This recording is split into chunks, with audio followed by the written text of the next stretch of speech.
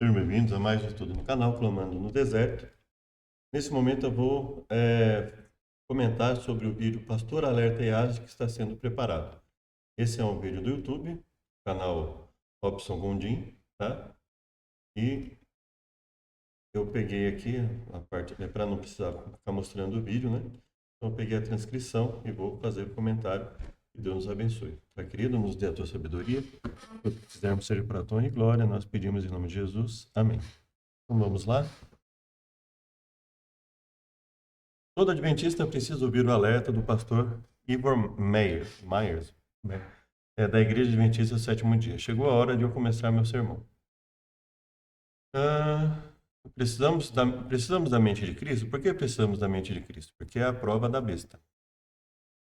É o que? Todo mundo é a prova da besta, ou seja, para que eu não seja enganado, no fim dos tempos eu preciso ter a mente de Cristo. Que palavra posso usar? Lacrado, selado. Sabem o que é palavra boa? Selado. Assim está escrito aqui, de forma que não há como o diabo plantar dúvidas em minha mente. Lembram o que ele fez com Eva e com Adão? Semeou dúvidas em suas mentes? Agora venham comigo. Apocalipse, capítulo 16. Essa é a parte do estudo da nossa mensagem. Vamos tentar concluir nos 15 minutos restantes. Apocalipse 16, versículo 13. A Bíblia diz: Eu vi 3 espíritos imundos, como rãs, sair da boca do dragão, da boca da besta, e da boca do falso profeta. 3 espíritos imundos semelhantes ao quê? Rãs. Pois são espíritos de quê? Demônios, que realizam milagres aos reis da terra e de todo mundo para os reunir para a batalha do grande dia do Deus Todo-Poderoso. Portanto, temos 3 espíritos imundos saindo da boca da besta, do dragão e do falso profeta. Vocês ouviram o que eu disse? Seria algo como a besta do mar e a besta da terra, e o dragão, o príncipe do ar. Então a questão é como essas bestas tentarão enganar o povo de Deus. Bem, deixe-me explicar. Por que a Bíblia usa rãs nesse verso, né? 3 espíritos imundos semelhantes a rãs. Escute com atenção. Quantos de vocês se lembram de outras ocasiões em que os sapos foram encontrados na Bíblia?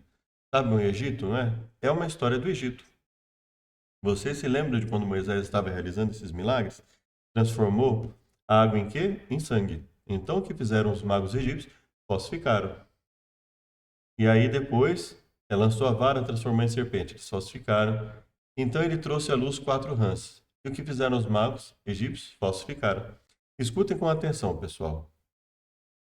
Essa foi a última falsificação que eles conseguiram fazer. Então seria água em sangue. Ele falou a serpente. Depois ele vai citar aqui os sapos, né? E ele fala. E aí ele falou: foi a última falsificação que eles conseguiram fazer. Portanto, a razão pela qual o livro do Apocalipse usa esses sapos, essas rãs, para representar esses espíritos que saem a realizar milagres, é que ela está tentando nos dizer que será o último engano de Satanás. É assim, é possível, né? Dentro do simbolismo, é possível, né? A gente, pelo menos, falar da questão das rãs, né? Então, nós vamos lá em Apocalipse, que é um livro muito, muito, muito difícil, né? É difícil determinar alguma coisa em Apocalipse. É difícil conseguir bater o martelo praticamente em qualquer coisa do Apocalipse que não esteja no começo ou no final do livro, né? E é muito difícil estabelecer uma ordem certa, né?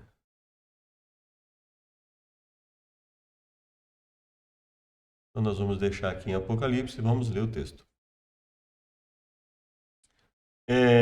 Então é um engano que tem a ver com falsificação. Quantos de vocês se lembram da parábola das 5 e das 10 virgens? 5 eram sábios e 5 insensatos. Todas dormiram. Eles todos dormiram e algo os despertou. O que foi? Quando acordaram meia-noite, a meia-noite é a hora mais escura da noite. Portanto, o que a Bíblia nos diz é que haverá um evento, pode ser descrito como um tempo de angústia, como nunca houve antes. É a hora mais sombria da história da Terra, algo que desperta tanto as virgens sábias quanto as loucas. E vocês precisam acompanhar isso porque preciso que vocês venham comigo para Daniel 12, versos 1 e 2. Vamos voltar ao livro de Daniel e você sabe o que acontece em Daniel 1 e 2. A Bíblia diz: Naquele tempo, o que acontecerá? Miguel levantar-se-á, o grande príncipe que levantará pelos filhos do seu povo. E haverá o tempo de quê? De angústia como nunca houve. Depois continua falando sobre a ressurreição. Agora Miguel se levantando. O que isso significa? Jesus está prestes a voltar, e quando ele vier, o que acontecerá com os mortos serão ressuscitados. Então Jesus vem e os mortos ressuscitam. Então, o que leva a Daniel 12, 1 e 2? A resposta está em Daniel 11, versículo 40. Então, assim, eu particularmente não gosto desse tipo de abordagem, tá? De você ficar é, pegando picadinho de uma coisa aqui, picadinho de uma coisa ali, não estuda nada, não estuda nenhuma passagem, você só vai citando coisas de memória, não explica nada, não pega nenhum termo, né? Específico, não faz um estudo mais, né? Até o próprio fato dele querer falar tudo isso em 15 a 16 minutos já é um pouco complicado, né? Mas, assim, pode ter uma relação entre o último engano de Satanás, um tormento de Daniel, um tempo de angústia como nunca houve. Isso pode ter, mas, assim, pegar picados assim, você precisa do texto para você saber exatamente com o que você está lidando, né? Algo que desperta tanto as virgens sábias quanto as loucas, nós já falamos, né? Aí ele vai falar, ó, tem uma relação em Daniel 12 e Daniel 11 no versículo 40. Aí ele fala assim, espero que vocês observem o que a Bíblia diz. Daniel, capítulo 11, versículo 40, depois ele fala do versículo 50, né? No tempo do fim, o rei do sul atacará. Agora permito fazer uma pausa aqui. Então, nós vamos aqui, vou colocar na ordem, né? Eu já peguei Apocalipse, eu vou pegar Daniel 12 e Daniel 11, né?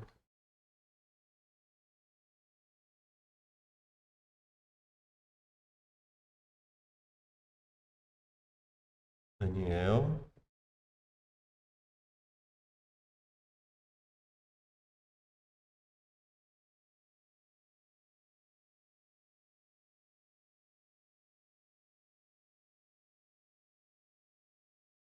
Daniel 11 e Daniel 12. Então vamos deixar aqui separados, né? E no tempo do fim, o rei do sul atacará. Agora permite-me fazer uma pausa aqui. Então, veja, ele vai repicando as coisas, vai pegando, vai jogando. Olha, não, e tem Daniel 12, vai ter o tempo de angústia, e tem Daniel 11, 40. Daniel 11, se você ler, é um dos capítulos mais difíceis de se estabelecer uma ordem ali, porque você tem lá Daniel 10, tem Daniel 12, você sabe mais ou menos o que tem ali no começo e no final. É igual Apocalipse, você sabe mais ou menos o que é o começo, o que é o final, ou sabe, pode até saber bem o que é o começo, o que é o final, mas o meio ali é um tanto complicado de definir o que é. No tempo do fim, o rei do sul atacará. Permito fazer uma pausa, sei que estou resumindo muita coisa, mas o livro Salvação, Sinais e Símbolos está prestes a lançar nosso estudo sobre Daniel. Portanto, se estiverem do hábito demais, fiquem atentos porque acontecerá daqui a algumas semanas ou meses. O rei do sul, nesse versículo em particular, representa o ateísmo, o agnosticismo. Vocês sabem que isso é muito pesado no mundo de hoje, né? Então, vejam, ele fala assim, isso aqui é o ateísmo, o agnosticismo. E você sabe como é que isso acontece hoje. Quer dizer, qual é a relação textual? Assim, a questão é mostrar no texto, o que o texto diz, né? Então, eu poderia dizer assim, Daniel 11, verso 30 é o progressismo. E olha como o progressismo está forte. Não existe uma relação entre o progressismo estar forte hoje e o Daniel 11:30 ser necessariamente progressismo. A base tem que ser o próprio texto, né? É muito complicado quando o intérprete ele começa a fazer esse tipo de manipulação e vai pegando coisas que mesmo para a pessoa que estuda, vai ter dificuldades, né? Porque assim, não está havendo uma explanação concreta do texto, né? Ele assim, isso aqui, isso aqui, isso aqui, aquilo ali, né? Então, não tem uma explanação do porquê é assim, né? Repara o que acontece ao rei do sul. O rei do sul, no tempo do fim, atacará, o rei do norte virá contra ele, como um redemoinho com carruagens, cavaleiros e muitos navios. Portanto, a Bíblia está dizendo aqui que o rei do norte acabará derrotando o rei do sul. Então a pergunta é, quem é o rei do norte? E muitos de nós acreditamos saber quem ele é. Tem a mesma potência que a pequena, o pequeno chifre. Mas, queridos, é um pouco mais complicado. Porque é preciso que vocês vejam algo aqui. Como o rei do norte se volta contra o rei do sul, como ele se volta para derrotá-lo? Com carruagens, navio, redemoinho e cavaleiros, certo? Sabia que existe um outro versículo na Bíblia quase idêntico? Isaías capítulo 65, verso 15. Então vamos lá em Isaías 65, verso 15.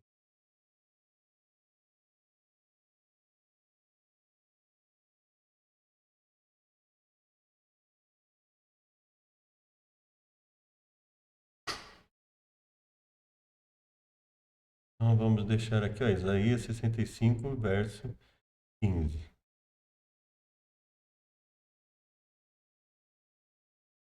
Pois o Senhor virá com fogo e com seus carros, carruagens e redemoinho. Parem, como virá o Senhor? Com carros de guerra e o quê? Fogo e redemoinho. Isso lhes parece semelhante à forma como o rei do norte chegará. Deixe-me fazer uma pergunta. Na sua opinião, qual é a única coisa capaz de derrotar o ateísmo? Apague tudo para um ateu ver para crer. Vocês não vão me pegar agora, porque para um ateu. Isaías capítulo 14, vocês se lembram como Lúcifer queria se sentar nos lados do norte? Sabiam que no livro dos Salmos a Bíblia diz que o Monte de Sião é belo por estar situado ali, ao lado do norte? Deixe-me perguntar, quem é o verdadeiro rei do norte? Jesus.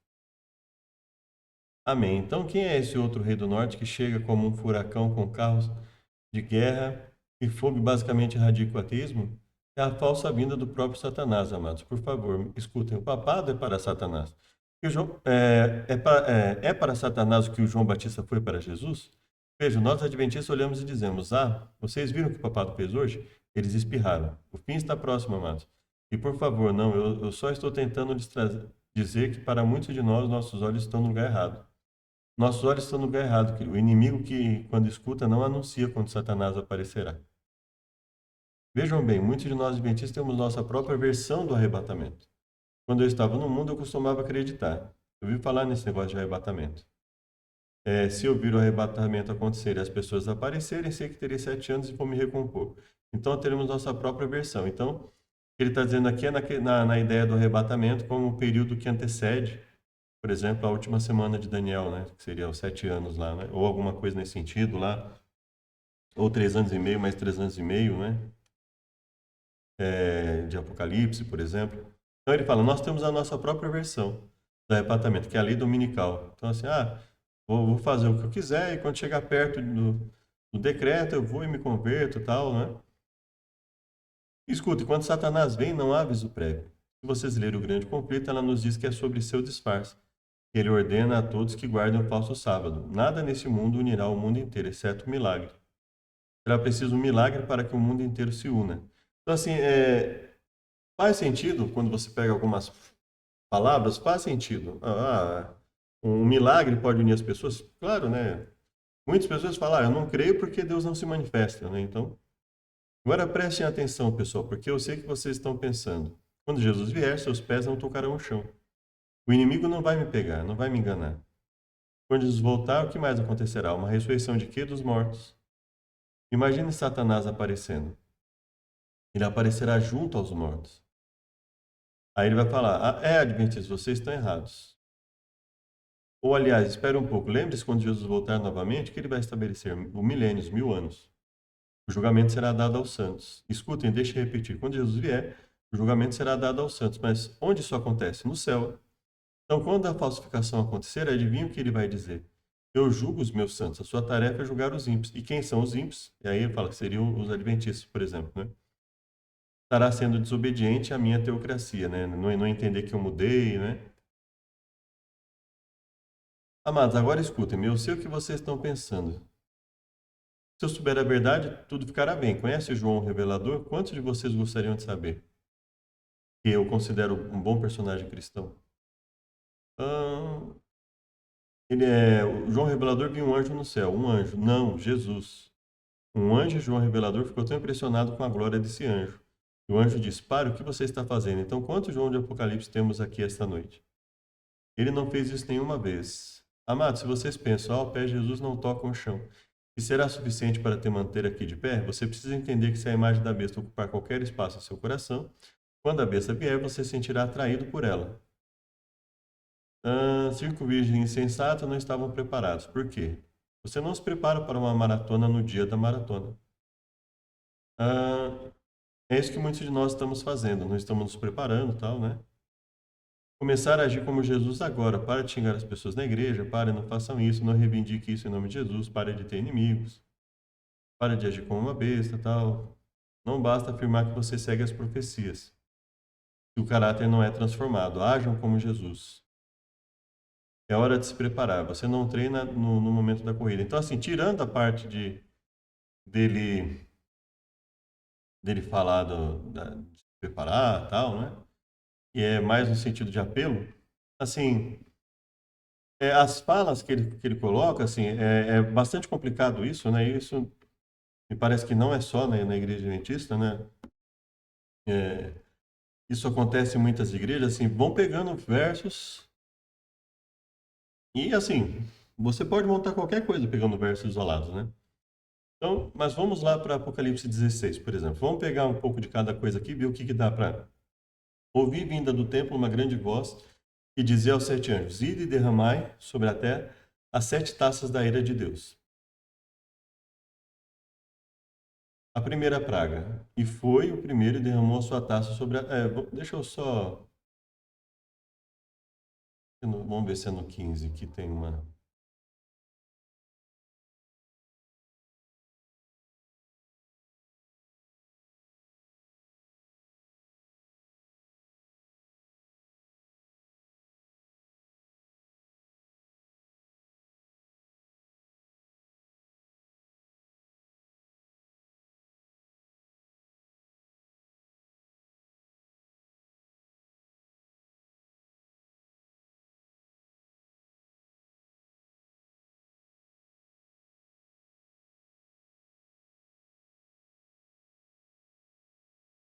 Aqui.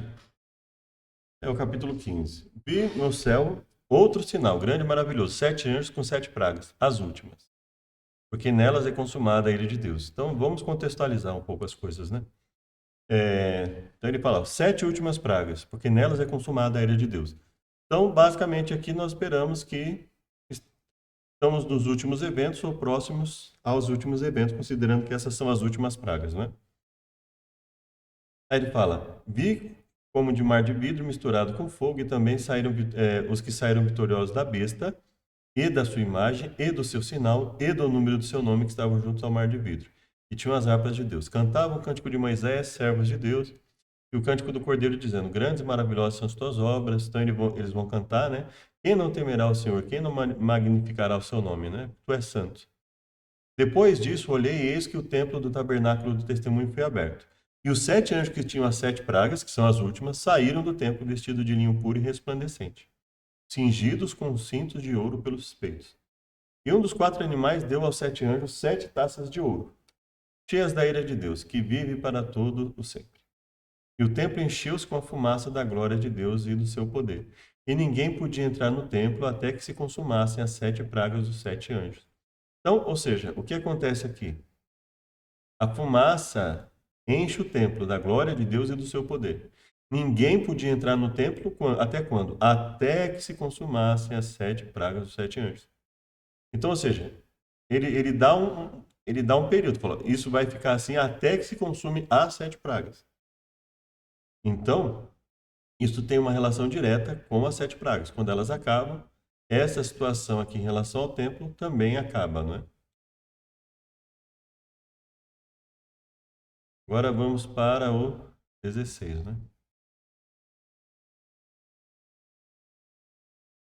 E ouvi, vinda do templo, uma grande voz que dizia aos 7 anjos, ide e derramai sobre a terra as 7 taças.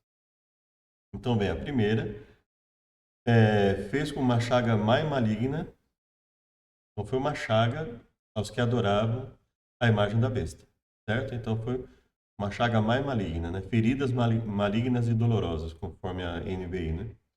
A segunda, o mar se torna sangue. Então veja, aqui primeiro, feridas, depois sangue. Terceiro, os rios e fontes das águas também se tornam sangue. Então, feridas, depois sangue nos mares, nos rios, nas fontes das águas. Visto como derramaram o sangue dos santos, também lhes desse sangue a beber. Por isso, porque disso são merecedores. E aí vem um intervalo, né? Eu vi outro do altar que dizia, na verdade, é o Senhor Deus Todo-Poderoso, verdadeiros e justos são os seus juízos. Aí vem a quarta praga, sobre o sol. Foi-lhe permitido que abrasasse os homens com fogo. Então nós temos lá, primeiro vem feridas, depois vem sangue, Depois vem o aquecimento do sol queimando as pessoas, né? Grandes calores e blasfemaram o nome de Deus. Não se arrependeram dos seus pecados. Ou seja, blasfemaram o nome de Deus que tem poder sobre as pragas. Não se arrependeram para lhe darem glória. Ou seja, o que está mostrando aqui, né, que dá a entender o que se esperava dessas pessoas era que eles se arrependessem dos seus pecados. Mas eles não se arrependem. Pelo contrário, o que eles fazem? Eles blasfemam, né, o nome de Deus. Quinta praga. Derramou sua taça sobre o trono da besta, e o reino se fez tenebroso, e eles mordiam as suas línguas de dor. Então, significa que até a quarta praga, ela é geral. Né? O que dá a entender, ela é geral no sentido assim, ela é genérica, elas são genéricas, elas não têm um local, um povo, um grupo específico para elas atacarem. Né? Ela é genérico, assim, os ímpios sofrem as pragas. Aqui não, é específico em relação ao trono da besta. E eles mordiam as suas línguas, e por causa das dores, chagas blasfemaram Deus do céu. Então, ou seja, o trono da besta, não é? O trono da besta, que nos dá a entender aqui que seria a primeira besta, porque a segunda ela só vem para dar força para a primeira, né? É atacado. Então aqui, né? O seu reino se fez tenebroso, ficou em trevas, de tanta agonia os homens mordiam a própria língua. Então algo muito grande, muito grave vai acontecer aqui, nesse momento. Sexta praga, o rio Eufrates. A sua água se secou para que se preparasse o caminho dos reis do Oriente. Então aqui já começa a aparecer alguma coisa, né? Já fala de reis do Oriente, né?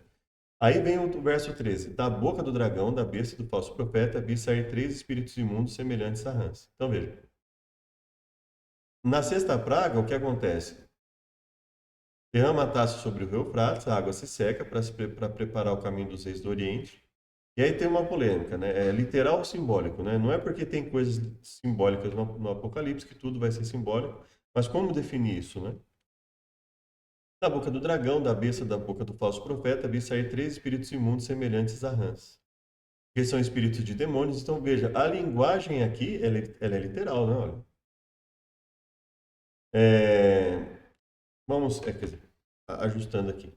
Dragão, besta e falso profeta, assim, dragão e besta são símbolos de alguma coisa, né? Símbolos do diabo, poderes que atuam aqui na Terra em favor do diabo e etc. E da boca do falso, então falso profeta aqui já não é questão mais simbólica, aqui já é literal, né? Então aqui representa o diabo, aqui representa um poder que está aliado ao diabo, e aqui tem o falso profeta. Quer dizer, as pessoas que leram até aqui, elas já sabem quem é o dragão, já têm ideia de que o dragão, que a besta é um aliado do dragão, é um poder que está sendo utilizado pelo dragão, um grupo de pessoas, né, que tem poder que é usado pelo dragão, isso durante no decorrer da história, né? E tem o falso profeta. E vi sair deles 3 espíritos imundos semelhantes a rãs. Porque são espíritos demônios que, fazendo milagres, vão ao encontro dos reis da terra e de todo o mundo para os congregar para a batalha. Então, veja, o caminho é aberto, o caminho dos reis do Oriente, né? Fala que são 3 espíritos imundos de demônios que fazem milagres e vão ao encontro dos reis para os congregar para a batalha naquele grande dia do Deus Todo-Poderoso. Eis que venho como um ladrão, bem-aventurado aquele que vigia, que guarda suas roupas, para que não adinue e não se vejam as suas vergonhas. Então, obviamente, ele está falando o quê aqui? Do preparo espiritual, da obediência, ou seja, das obras. E os congregaram no lugar que em hebreu se chama Armagedon, né? Armagedon, né? E aí vem a sétima praga. E o sétimo anjo derramou sua taça no ar e saiu uma grande voz do templo do céu, do trono, dizendo: Está feito. E houve voz, trovões, relâmpagos, grande terremoto, como nunca houve. Tal foi esse terremoto. E a grande cidade fendeu-se em 3 partes. A grande cidade, nós temos aqui uma relação, né? Que ele fala quem é a grande cidade, né? Ele vai falar da grande cidade, veja, ela se fende em 3 partes. É interessante que ele fala de 3 espíritos imundos, né? Semelhantes a rãs, são espíritos demônios, dragão, besta e falso profeta. E ele fala a cidade se fende exatamente em 3 partes. E as cidades das nações caíram. E da grande Babilônia se lembrou Deus para lhe dar o cálice do vinho da indignação da sua ira. Toda a ilha fugiu, os montes não se acharam, sobre os homens caiu do céu uma grande saraiva. Pedras aproximadamente de um peso de um talento. Os homens blasfemaram de Deus por causa da praga da saraiva, porque sua praga era muito grande. Então veja, existe um engano aqui do capítulo 13, capítulo 14, né? Bem-aventurado aquele que vigia. E aí eles se congregam no lugar que em hebreu se chama Armagedon. Em hebraico é chamado de Armagedon. E aí depois disso, na sétima praga, então vem o juízo de Deus sobre a grande cidade, a grande Babilônia, né, para dar o vinho da ira. E os homens, eles começam a ser prejudicados. Eles blasfemam assim mesmo assim, né? E aí nós temos o capítulo 17, a grande meretriz. E veio um dos 7 anjos que tinha as 7 taças e falou comigo dizendo: Vem, mostrar-te-ei a condenação da grande prostituta que está sentada sobre muitas águas, com a qual fornicaram os reis da terra, e os que habitam se bebendaram.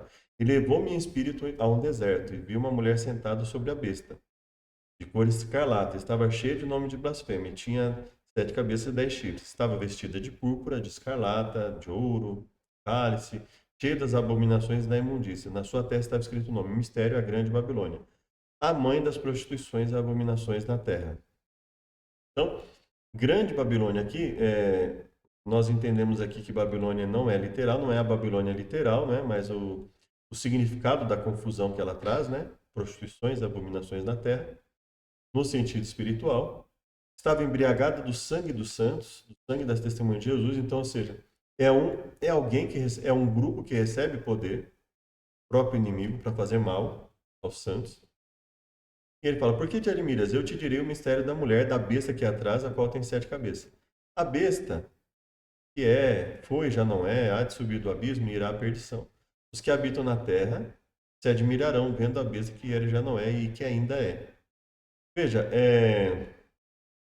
eu tenho um vídeo, né, que eu até eu mesmo vou assistir de novo para relembrar as conclusões que eu cheguei, em que tudo indica que isso aqui seria a primeira besta, né? Essa seria a primeira besta. As 7 cabeças são 7 montes, sobre as quais a mulher está assentada. Então, essa é uma característica que pode ser uma característica geográfica, né? Tudo indica que é uma característica, porque veja, aqui, veja só, até aqui é simbólico. Aqui o anjo começa a dizer que ele vai explicar. Ele vai explicar. Então ele fala que há de subir do abismo, irá à perdição, cujo nome se admirarão vendo a besta que era e já não é e ainda que é. Então ele está explicando. Então ele fala: a besta é um poder. Tá? É um poder que vai ainda se levantar novamente, todos vão se admirar. As 7 cabeças são 7 montes sobre as quais a mulher está assentada. Ele está explicando. Ele está explicando. Então isso aqui não é simbólico, porque ele está explicando a visão. Se ele está explicando a visão, ele não está usando simbolismo, né? Então ele fala assim, ó, as cabeças são 7 montes sobre as quais a mulher está assentada e são também 7 reis. 5 já caíram, um já é, outro não é vindo. E quando vier, convém que dure um pouco de tempo. Ele falou, ó, as 7 cabeças são 7 montes e são também 7 reis. 5 já caíram, um já é, e não é vindo, e quando vier, convém que dure um pouco de tempo. Então ele está explicando aqui. Então aqui nós temos 2 opções. Duplo cumprimento, dupla aplicação, no caso, né? Porque não existe profecia com duplo cumprimento, no sentido de que o texto está mostrando que é isso aqui, mas fora do texto, se a gente fizer um sensus pleno, é outra coisa. Né? Isso é sair do texto, né? Isso é impor um significado que não está no texto. Esse caso é um caso atípico, né? Ele fala, são 7 colinas e são também 7 reis. Ele está falando assim, as cabeças, elas têm a ver com a localização geográfica, mas ao mesmo tempo ela tem a ver com os poderes. Né? E aí existe uma uma discussão a respeito de quando isso aqui começa lá do passado longínquo, ou esses 5 que já caíram aqui, é a partir de quando, né? Mas veja que ele está explicando a profecia, está explicando o que é.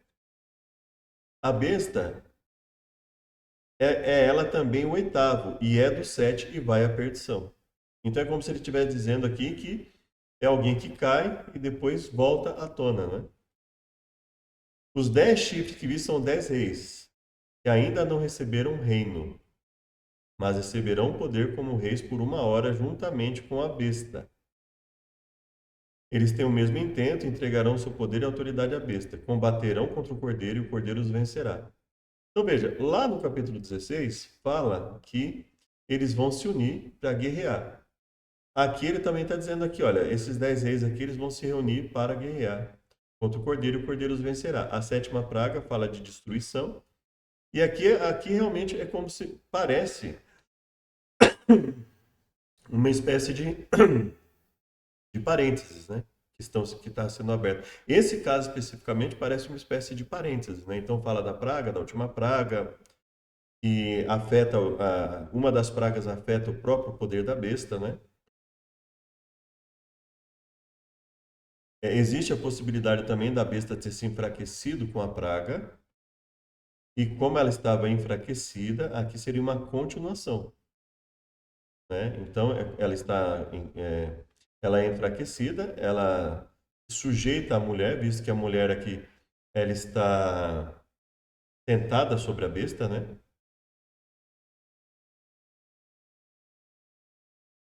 E aí ele fala assim: os 10 chifres são 10 reis, receberão poder, combaterão contra o cordeiro, mas o cordeiro os vencerá.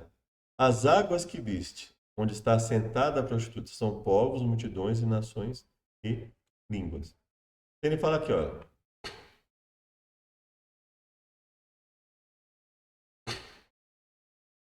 Uma mulher assentada sobre uma besta. Dificilmente não se vai perceber, pelo próprio contexto, que a mulher assentada sobre a besta significa que a mulher exerce autoridade sobre a besta. E aí o que confirma essa ideia é que o texto está dizendo o quê? Que as águas onde está assentada a prostituta são povos, multidões, nações e línguas. Então essa mulher, ela exerce poder mundial, ela exerce poder no mundo. Ela exerce poder a nível mundial e ela comanda a besta. A besta está se sujeitando a ela, ou pelo menos se aliando a ela, mas o estar assentado dá a entender que a besta está até se sujeitando a ela, né? Ou pelo menos se aliando a ela para isso. Mas quem o texto vai enfatizar? Não é a besta. O texto está enfatizando a mulher. Então, o que dá a entender que aquele se assentar é um domínio da mulher sobre a besta. Os 10 chifres que viste na besta são os que odiarão a prostituta e a colocarão desolada e nua e comerão sua carne e queimarão no fogo. Porque Deus tem posto em seus corações para que cumpra o seu intento em ter uma mesma ideia e que seu reino deem à besta até que se cumpram as palavras de Deus. E a mulher que viste é a grande cidade que reina sobre os reis da terra. Uma amostra de que a besta está ali se sujeitando de alguma forma à mulher é o próprio fato de que quando a besta consegue o que é necessário da, da, da prostituta, né? Ele fala o quê? Que esses reis vão destruí-la. E se eles vão destruí-la possivelmente com... até porque eles destroem a mulher e dão o seu reino à besta. Então, quer dizer, é por ordem da própria besta que esses reis destroem a prostituta. E a mulher que viste é a grande cidade que reina sobre os reis da terra. Olha que interessante. Aqui fala que a mulher é a grande cidade. Então ela se alia à besta, ela consegue alcançar poder mundial. A besta vai seguindo com essa mulher até que ela alcance a sua intenção. Quando ela alcança a sua intenção e se une a 10 reis que receberão o reino por 1 hora, eles vão e destroem a mulher. Eles destroem a mulher aqui, prostituta, né? E eles destroem a mulher, que é a grande cidade que reina sobre os reis da terra. E aí o que acontece? Então veja, aqui ele vai comentando, mas veja assim, a ordem é, eles vão estar com a mulher, depois eles destroem a mulher, se unem à besta, e aí vem o que acontece aqui no verso 12 e 13, né? Entregarão seu poder e autoridade à besta. Então veja, o verso 12 é uma repetição, 12 e 13 é uma repetição do final aqui, né? E aí ele fala, combaterão contra... Então, o que eles vão fazer? Eles vão andar com a prostituta, depois eles destroem, dão o seu poder à besta, se unem para guerrear contra o cordeiro e o cordeiro os vence. Então, aqui, realmente, nós estamos falando, vamos dizer assim, dos últimos eventos, né? O que parece, nós estamos falando dos últimos eventos antes do domínio de Deus, do domínio pleno, né? O reinado eterno de Deus, né? E aqui é interessante que, olha só, a grande cidade, que ele fala lá que a mulher é a grande cidade que reina sobre os reis da terra, ele fala, a grande cidade fendeu-se em três partes, as cidades das nações caíram, e da grande Babilônia se lembrou Deus para dar o cálice do vinho da ira e da indignação. Então veja, é, aqui fala do enfraquecimento da mulher, ela fica grandemente enfraquecida. Aqui em Apocalipse 17, ela parece forte andando sobre a besta, então ainda não aconteceu esse enfraquecimento. Então, esse enfraquecimento tem uma relação com o enfraquecimento da besta até que ela seja destruída, basicamente, né? Então, aquele enfraquecimento lá da besta, que vai ser a grande cidade, perdão, da prostituta, né? A grande cidade que vai ser enfraquecida, tem uma relação com essa destruição aqui. Então, ou seja, os capítulos eles têm uma relação com o outro, o enfraquecimento da grande cidade, que é que reina sobre os reis da terra. Então, ela reina sobre os reis, ela tem poder mundial, ela vai ser enfraquecida, né?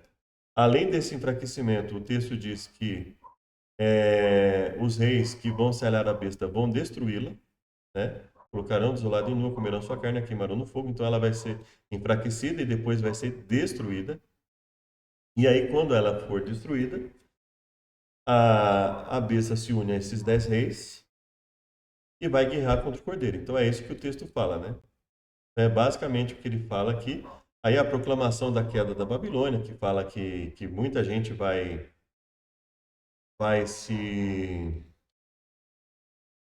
vai se entristecer com a queda e etc, né? Da Babilônia, os reis da terra, né? Prantearão quando vir a fumaça do seu incêndio. Então, quem é essa Babilônia? É aquela grande cidade lá, que reina sobre os reis, né? E ela vai ser destruída. E aqui, antes que ela seja destruída, então, assim, realmente o Apocalipse parece mostrar, alternar entre as cenas, né? Ele avança, depois retrocede, avança, retrocede. Mas isso tem que ficar claro no texto, a gente não pode simplesmente determinar isso a nosso bel prazer. Ah, não, aqui porque voltou, porque não é assim que funciona, né? A gente tem que analisar isso pelo texto. Quando a gente olha pelo texto, a gente consegue enxergar que 17 e 16 e 17 ali estão falando basicamente de coisas semelhantes. Aqui está falando da proclamação da queda, mas se lá ela já caiu, então esse aviso vem antes daquela queda. Então, fala, então ela cai, mas antes da queda vem esse aviso aqui, né? Depois dessas coisas, vi descer do céu outro anjo que tinha grande poder e a terra foi iluminada com sua glória. E ele falou: caiu, caiu a grande Babilônia, se tornou morada de demônios.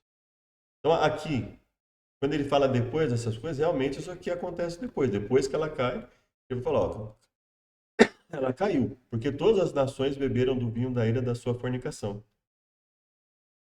E ouviu outra voz dizendo: sai dela, povo meu, para que não sejais participantes dos seus pecados e para que não incorra nas suas pragas. Porque já os seus pecados se acumularam até o céu e Deus se lembrou das iniquidades. Tornai-lhe a dar como ela vos tem dado, e retribuir em dobro conforme as suas obras. Quando ela se glorificou e em delícias esteve, dá-lhe outro tanto de tormento. Portanto, num dia virão as suas pragas, e morte, pranto e fome. No momento, a gente pode dizer, né? E será queimada no fogo. Então, ele fala que ó, será queimada no fogo. Então, esse aviso é antes que ocorra o evento lá do do capítulo 17, né? Antes que ela seja efetivamente queimada, né? Só que ele falou, ela já caiu, né? Se tornou morada de demônios, então assim, ela já está em declínio, ou seja, ela já está corrompida. E se ele fala, sai dela, povo meu, para que não sejais participantes dos seus pecados, então, ou seja, ele significa que esse grupo, pelo menos dava a entender que para um grupo de pessoas que era um grupo que servia a Deus, né, o que pode ser o... Porque senão, por que ele falaria, sai dela, povo meu, não é? Só o aspecto geográfico, né? Poderia ser, mas ele fala, para que não sejais participantes dos seus pecados. Então não é só a questão geográfica, né?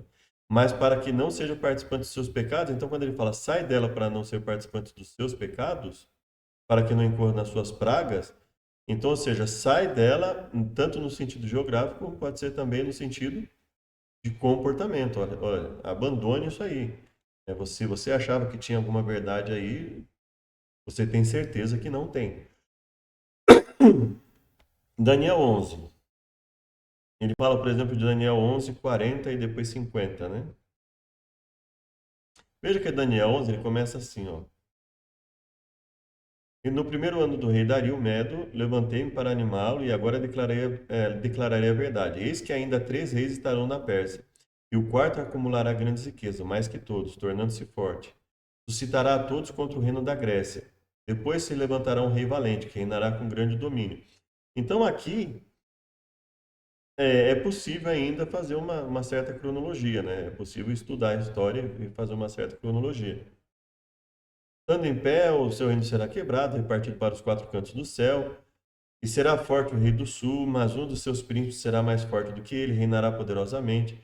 Então aqui é um capítulo difícil, né?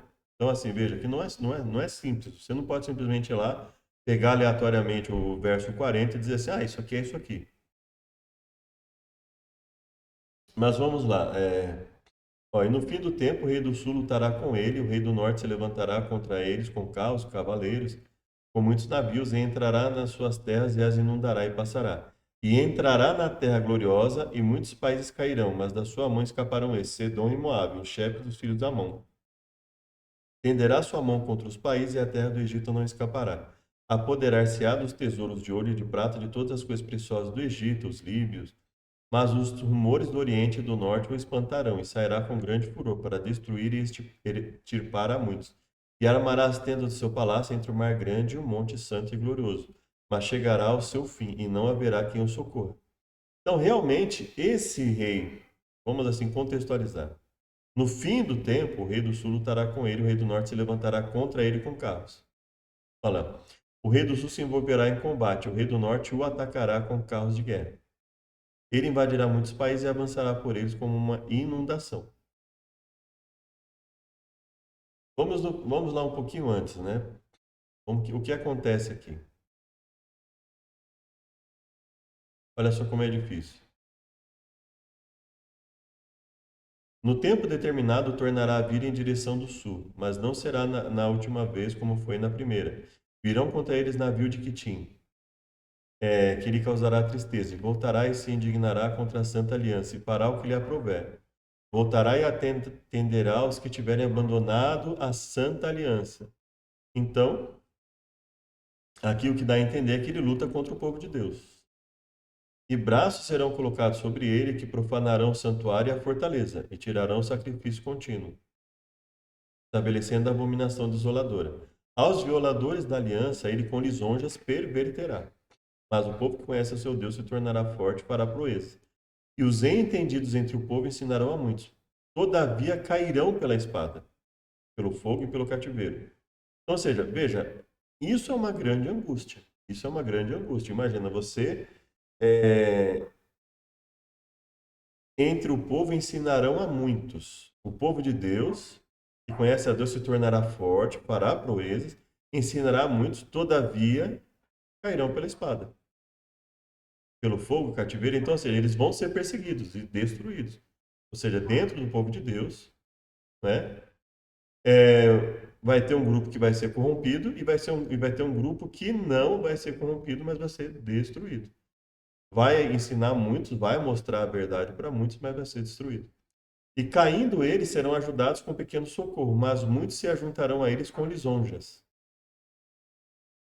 Ou seja, o tempo inteiro esse povo vai estar rodeado de pessoas que querem enganá-los. Alguns dos entendidos cairão para serem provados, purificados, embranquecidos até o fim do tempo, porque será ainda para o tempo determinado. Então veja, aqui é um povo de Deus perseguido o tempo inteiro, muitos, ou alguns pelo menos sendo destruídos, né? Aqueles que são sábios dentre o povo instruirão, mas por certo período cairão. A espada e serão queimados, capturados e saqueados. Ou seja, ainda que não sejam todos, muitos dos sábios, os que orientam intelectualmente essas pessoas, vão cair. E este rei fará conforme a sua vontade, levantar-se-á, engrandecer-se-á sobre todo Deus, e contra o Deus dos deuses falará coisas espantosas. Então ele vai querer ser o dominador de tudo, né? Vai se engrandecer acima de todos os deuses, ou seja, então ele vai se colocar como o maior de todos, né? Não terá respeito aos deuses de seu pai. Olha só, falará coisas espantosas, será próspero até que a ira se complete, porque aquilo que está determinado será feito. Não terá respeito ao Deus de seus pais, nem terá respeito ao amor das mulheres, nem a Deus algum, porque sobre tudo se engrandecerá. Mas em seu lugar honrará um Deus das forças, e a um Deus a quem seus pais não conheceram, honrará com ouro, prata, pedras preciosas e com coisas agradáveis. Então, ele vai se colocar acima dos deuses e vai honrar a um Deus, ao Deus das fortalezas, né? Um Deus desconhecido, e honrará com ouro, prata. Então, assim, é um reinado que é, vai lutar fortemente contra o povo de Deus, vai anular todo tipo de divindade existente e vai estabelecer uma divindade desconhecida dos antepassados, etc., né? Com o auxílio de um Deus estranho, agirá contra as poderosas fortalezas, ao que reconhecer e multiplicará a honra e fará reinar sobre reinos, e repartirá a terra por preço. É uma linguagem parecida, né? Parecida com a de Apocalipse, sim, realmente. É uma linguagem parecida. Quer dizer, um poder que se alia a um outro poder, que vai honrar um Deus desconhecido, e vai honrar esse poder, e vai conseguir muita coisa, né? Ao que o reconhecerem, aos que reconhecerem esses governantes, né? Ele dará honra e fará governante sobre muitos. Parece também com aquela ideia da aliança com 10 reis, né? No fim do tempo, o rei do sul lutará com ele. O rei do norte se levantará contra ele com carros, com cavaleiros e navios, e entrará nas suas terras e as inundará e passará. E entrará na terra gloriosa e muitos países cairão. Mas da sua mão, ele fala quem vai escapar, né? Armará tendas no palácio e tal. Mas chegará ao seu fim e não haverá quem o socorra. Aqui ainda não é o fim. Ainda não é o fim, por quê? Porque nós temos Daniel 1:12, que vai falar. Naquele tempo, que tempo? O tempo do final do capítulo 11 lá, né? O final do capítulo 11, onde tem toda aquele conflito que vai derrubar o povo de Deus, que vai levantar governantes daqueles que auxiliarem esse poder, né? E vai ter um conflito atrás de conflito, e aí o texto está dizendo que está caminhando para o fim. E naquele tempo se levantará Miguel, grande príncipe, que se levanta a favor dos filhos do teu povo, e haverá um tempo de angústia, qual nunca houve. Então, ou seja, nesse contexto de época final, há um grande tempo de angústia, qual nunca houve. Desde que houve nação até aquele tempo. Mas naquele tempo livrar-se-á o teu povo todo o que for achado escrito no livro. E muitos dos que dormem no pó da terra ressuscitarão, uns para a vida eterna e outros para a vergonha e desprezo eterno. Então ele fala, levanta Miguel, tem um grande tempo de angústia, e aí fala do livramento do povo, Deus, apesar que ele fala que dentro do povo lá anteriormente muitos seriam destruídos, né? E aí aqui há um tempo de angústia. Ele fala da ressurreição, uns para a vida eterna e outros para vergonha e desprezo eterno, né? Os que forem sábios, pois resplandecerão como o fulgor do firmamento, e os que há muito ensinam a justiça como estrelas sempre eternamente. Então ele fala, mesmo entre os que morrem, obviamente, a ressurreição para a vida eterna, né? que é o resplandecer aqui, e entre os vivos, resplandecer também. Tu, Daniel, encerra estas palavras e sela o livro até o tempo até o fim do tempo. Muitos correrão, conhecimento se multiplicará, né? E aí ele vai querer explicar, né? Quando será o fim dessas coisas, né? E aí ele fala assim, que isso seria para um tempo, tempos e metade de um tempo. E quando tiverem acabado de espalhar o poder do povo santo, todas essas coisas serão cumpridas. E aí ele falou, e qual será o fim? Ele falou, olha, essas palavras estão fechadas. Então ele fala assim, ó, vai ter esse período de um tempo, tempos e metade de um tempo. E aí depois, a partir desse tempo vai ter um cumprimento, essas coisas vão se cumprir, mas o fim exatamente, assim, está fechado. Muitos serão purificados, embranquecidos, provados, os ímpios procederão impiamente. Nenhum dos ímpios entenderá, mas os sábios entenderão. E desde que o tempo em que o sacrifício contínuo for tirado e posta a abominação desoladora, haverá 1290 dias, e bem-aventurado que espera 1335 dias. Ele fala, não vai acontecer no seu tempo, né? Você vai descansar e no fim dos dias você vai se levantar. Então, esse tempo não ocorre não ocorre no período de Daniel, né? Ocorre lá no final. Existe um questionamento a respeito disso aqui ser literal ou simbólico, mas o texto deixa claro que isso vai acontecer lá no tempo final. E lá no tempo final, esse rei do capítulo 11, verso 40, há esse levantamento desse rei. Antes disso, já fala de um rei perseguindo um povo de Deus, e aí há um conflito entre rei do norte e rei do sul. Há essa perseguição ao povo de Deus, que não reconhece Deus algum, né? Veja só. Ele não reconhece Deus algum. Ele vai falar aqui, né? Olha.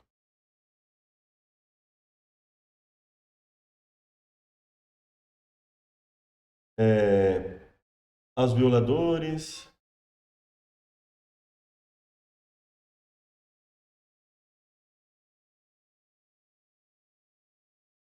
Vamos ver aqui.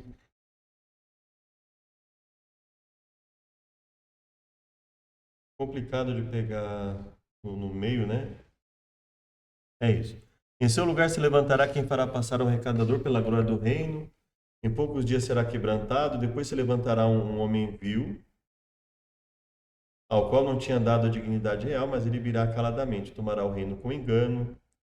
Com braços de uma inundação serão varridos diante dele, como também o príncipe da aliança. E depois do concerto com ele, usará de engano. Tornará forte com pouca gente. Virá também caladamente.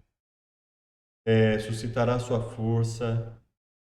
Se comer os alimentos, se os alimentos o destruirão. Também esses dois reis terão o coração atento para fazerem o mal. Então tornará a sua terra com muitos bens. No tempo determinado tornará a vir em direção ao sul, mas não será na última vez como foi na primeira. Então veja como é difícil o texto. Não é? Aos violadores da aliança ele perverterá. Caindo serão ajudados com pequeno socorro. E esse rei fará conforme a sua vontade, engrandecerá sobre todo Deus, e contra o Deus dos deuses falará coisas espantosas, será próspero. Então ele vai se opor a todo tipo de divindade, no verso 36, ele se opõe a todo tipo de divindade. O que pode, sim, ser aplicado ao ateísmo, ao progressismo, seja lá, né? Então, assim, ele se opõe a divindades estabelecidas, e inclusive ao Deus de Israel, né? Não terá respeito aos deuses de seus pais, não terá respeito ao amor das mulheres, nem a Deus algum, porque sobre tudo, então ele se julga superior a tudo. Não pode ser o ateísmo? Pode ser. Né? Mas em seu lugar honrará um Deus das forças, o Deus das fortalezas. A um Deus conhecido dos antepassados. Honrará com ouro e prata, com pedras preciosas e presentes caros. Então, assim, ainda que seja o ateísmo, é um ateísmo que vai divinizar alguma coisa, né? O texto não torna claro se será o que nós conhecemos hoje como ateísmo, mas, assim, faz sentido por quê? Porque ele se engrandece sobre todo Deus, contra o Deus dos deuses falará coisas espantosas, né? Não terá respeito a Deus algum, né? Nem ao Deus de seus pais, nem a Deus algum, vai se engrandecer sobre todos. Pode ser o ateísmo, pode ser uma mescla de coisas. Uma coisa é certa, ele não tem respeito a Deus algum, principalmente ao Deus de Israel, ao Deus bíblico, né? Mas ele não tem respeito a Deus algum, né? Aí tem um conflito aqui no verso 40, né? Então veja,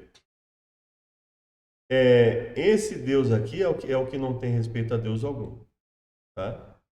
E aí o rei do sul se envolverá em combate, o rei do norte o atacará com carros, ele invadirá. Então, assim, volta ao conflito rei do norte e rei do sul, e entrará na terra gloriosa, muitos países cairão. Então, ou seja, independente de quem vencer aqui, veja, é um conflito entre ímpios, né? É um conflito entre ímpios. Não é um conflito em que um deles está representando o povo de Deus. Eles guerreiam, mas quem quer que vença, isso não é bom sinal para o povo de Deus, no sentido de que assim, não há benefício específico para o povo de Deus. O povo de Deus só vai ter benefício no capítulo 12, quando fala de Miguel, o grande príncipe, se levanta, né? E ainda assim, quando ele se levanta, há um grande tempo de angústia. Então ele não se levanta e já livra o povo. Não, o povo passa por um tempo de angústia. O que dá a entender é que quando Miguel se levanta pelo Espírito do povo de Deus, é para auxiliar o povo de Deus nesse tempo de angústia, qual nunca houve. Ou seja, para auxiliar para que esse povo consiga resistir ao tempo de angústia. E aí, depois de tudo isso, né?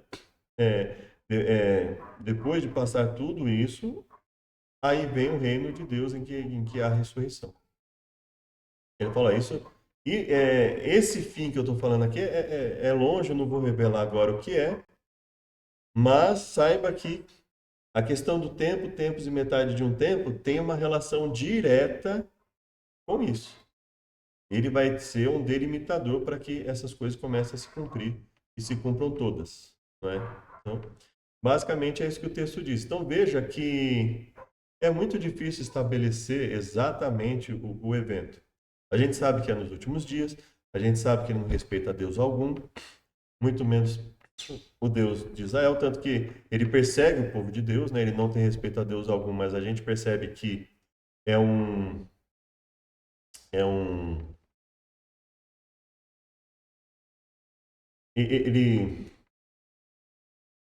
ele se coloca como não tendo respeito a Deus algum, mas a ênfase na perseguição ao povo de Deus ela fica bem nítida, né? Tanto no capítulo 11 como no capítulo 12, um tempo de angústia qual nunca houve em relação ao povo de Deus. Então, ou seja, é como se a ideia de não aceitar Deus algum fosse um pano de fundo para a real intenção que é perseguir o povo de Deus, né? Mas é muito difícil estabelecer, determinar quem é. Veja que assim, não dá para falar em pouco tempo, isso porque a gente só passou pelo texto, a gente nem sequer tentou determinar o que é cada um, né? Então, veja que é muito difícil pegar um verso isolado aqui, um verso isolado ali e fazer determinações. A gente precisa muito do contexto, né? Mas o que ele falou tem sentido em algumas coisas, né? Mas não se pode fazer. Eu sou totalmente contra fazer teologia dessa forma, né? Pegar versos isolados e ir simplesmente jogando as coisas, né? Assim já é difícil, imagina. Então, espero que tenha ajudado. E até o próximo estudo. Que Deus nos abençoe.